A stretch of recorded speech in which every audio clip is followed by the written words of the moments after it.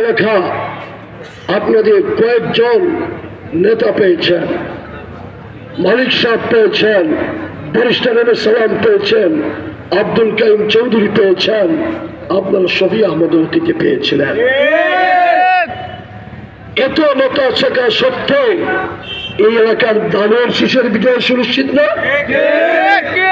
দানের শীষের বিজয় সুনিশ্চিত হবে ইনশাআল্লাহ।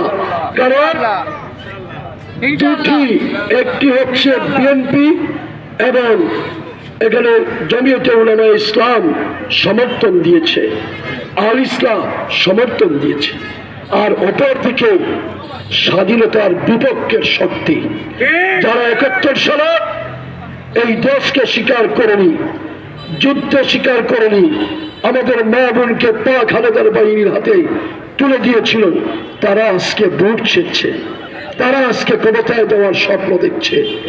যারা এই বাংলাদেশের উন্নয়ন চায় না, উন্নতি চায় না, আন্দোলন সংগ্রামে বিগত 12টি বছর আপনারা দেখেছিলেন তারা কি আন্দোলনে ছিল?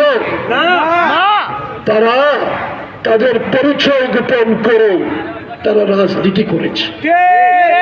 এই পরিচয় গোপনকারী রাজনৈতিক দলকে আপনারা ভোট দিবেন? আমাদের ছেলেদের যখন চাকরিতে চেয়েছে তখন বিএনপি পরিচয় দিয়েছে, বাংলাদেশ জাতীয়তাবাদী দল পরিচয় দিয়েছে।